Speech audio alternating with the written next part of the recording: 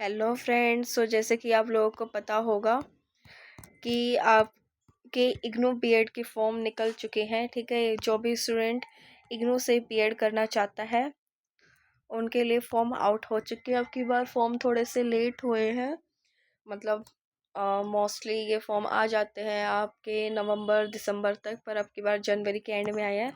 तो चलिए, ऐसी ना कुछ इंपॉर्टेंट बातें हैं जो आपके लिए जानना बहुत ज़रूरी है। तो हम सीधा क्वालिफिकेशन पे चलते हैं बिना फालतू की बात किए।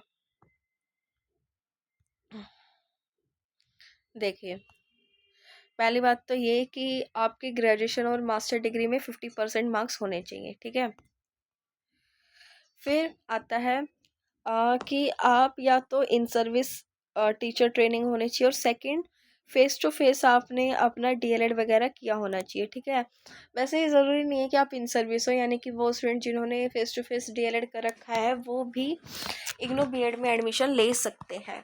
ठीक है, बस आपको फर्स्ट ईयर में 4 वीक्स की ट्रेनिंग करनी होगी, और सेकेंड ईयर में आपको 6 वीक्स की ट्रेनिंग करनी होगी। ठीक है, तो चलिए अब हम आगे देखते हैं। देखो, बहुत सारे बच्चे होते हैं जो क्या करते हैं, डीएलएड के साथ अपनी ग्रेजुएशन एंड एमए कर लेते हैं, जो कि आप एलिजिबल नहीं है। ठीक है, फिर फर्दर अपना बीएड में एडमिशन लेने के लिए, क्योंकि डीएलएड बीएड और ये ईसीसी वगैरह ये सारे ना एनसीटी के अंडर आते हैं।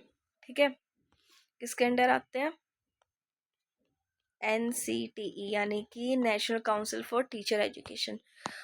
आपके जो रूल है ये एनसीटी बनाती है, और एनसीटी ने अभी तक अलाउ नहीं किया है कि आप दो कोर्सेज दो प्रोग्राम एक साथ करें, वो कोई से भी मोड हो। देखिए, only those candidate whose result are declared and otherwise qualified at the time of submitting the entrance form are eligible to appear in the entrance rank। ठीक है, वही आपका कि रिजल्ट आया होना चाहिए, ये आपके लिए इम्पोर्टेंट है। The student who have done there DElEd programme with the graduation और master degree whatever combination they are not eligible for the admission to IGNOU BEd programme, यानी कि आप एलिजिबल नहीं है। If certain period of one program coincident overlap with the other program, it will be regarded as the having two program। ठीक है, thus will not be eligible for the admission of IGNOU BEd। अब ये देखिए, UGC policy pursuing 2 degree courses इतनी तारीख ये have comprehensive policy on pursuing 2 academic program which was noticed on 2/9/2022। ठीक है, अब ये चीज़ आपके लिए इम्पोर्टेंट है। IGNOU notified date 2/9/2022 make it clear that admission registration into academic program will not be applicable for the program coming under the regulatory bodies like NCT और AICTE। यानी कि UGC आपका अलग है, NCT अलग है। ठीक है, और AICTE अलग है। UGC ने ये रूल निकाला है, पर NCT में अभी तक अलाउ ये नहीं हुआ है। द एप्लीकेंट हु हैव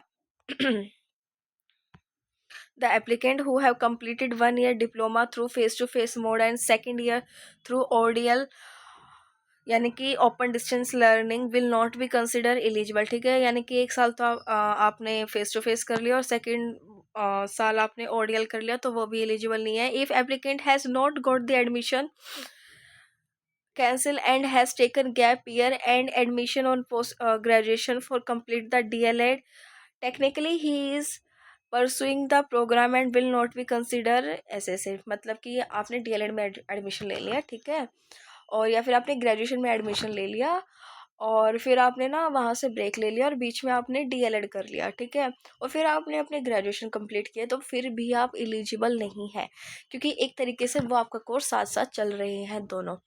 तो यानी कि अगर आपने 2 चीज़ों में एडमिशन एक साथ ले लिया है तो आप एलिजिबल नहीं है। ठीक है, हर साल बच्चों की दिक्कत आती है, उनकी क्वायरी आती है कि हमारा ये रिज़ल्ट डिक्लेयर नहीं हुआ है पर हमने फिर एडमिशन ले लिया। भाई, आप नहीं हो एलिजिबल। और अगर आपको मतलब फिर थोड़ा सा डाउट है तो फिर आपने इग्नू का जो पास में या तो आरसी है, या फिर अगर आप दिल्ली में रहते हैं या दिल्ली के आसपास रहते हैं तो हेडक्वार्टर यहाँ पे जाइए और अपनी क्वारी पूछिए, ठीक है।